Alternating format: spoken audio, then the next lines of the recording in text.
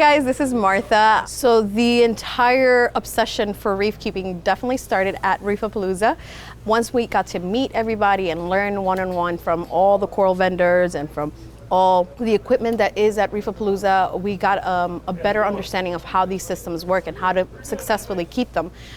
So that definitely started the obsession with reef keeping. And then meeting all these awesome friends and making a community has definitely kept us in the hobby this long.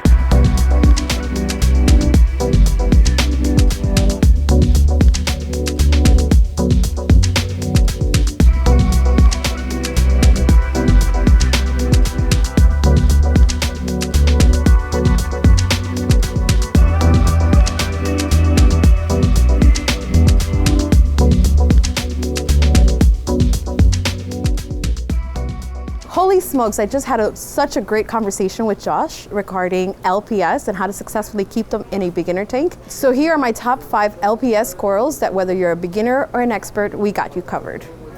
Large Polyp Stony Corals, also known as LPS, prefer lower flow, lower light levels, and are known to be very forgiving. Most times, you will want to place them lower in your tank and give them plenty of space to grow. So coming in at number 5 is the Lobophyllia, or as we commonly call it, the Lobo. So whether you have a softy tank, an acro tank, a mixed reef, if you add a Lobo, it is sure to thrive.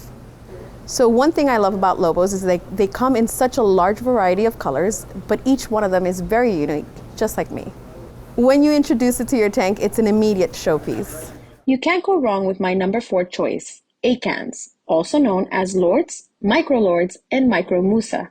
Acans are some of the most beautifully colored coral species. They come in reds, greens, blues, purples, and rust. They like moderate to lower flow.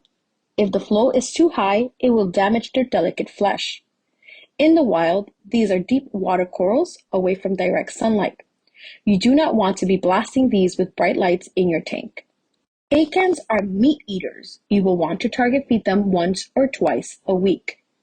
With its blues and greens, I am fond of the Mad Hatter Aussie Lord.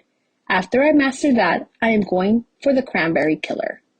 My number 3 is the Mycedium. What is so unique about the Mycedium is that its eyes always face toward the exterior of the colony. They grow outward from the center, spreading out in a plating fashion, and they can have many unique colors. Mycedium can be aggressive. Be sure to give them their own space. Another trick is to place them under a power head so that the intake of the water is pulling the tentacles upward. I'm going to start with a Roger Rampage, while the more advanced hobbyists might want a Sundrop.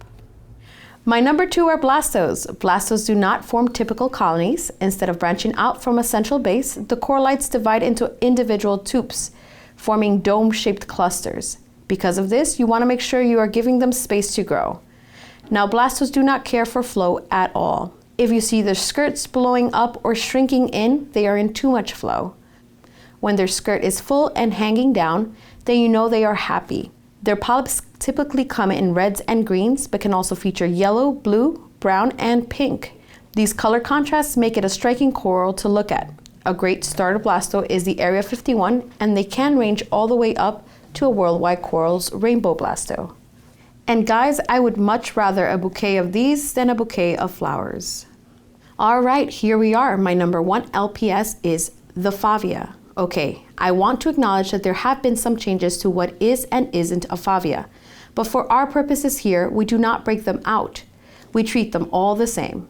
I've heard that Favia are aggressive and some, like the Pineapple Express, are, but that is not always the case. Some, like the Dragon Soul, are passive. When you place them in your tank, give them space to grow.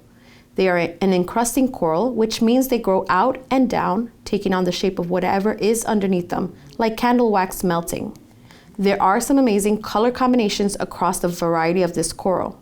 They start with variant shades of green, like the radioactive Favia, and work their way up to ones that are an explosion of color, like the Favia of the Gods, with its bright yellows, red, blues, and greens. You can use the same power head trick we use with the Mycedium to deal with their tentacles. All right, so before Vic comes around and puts me to work, So we want to make sure that you guys are getting what you need from these videos. We want to make sure you guys are having fun and learning at the same time. So please send us a message, drop your comments. What is it that you guys want to know? And we are so excited. I am super excited to be here. I'm excited to be learning from the absolute best. So please come and join us and see you soon.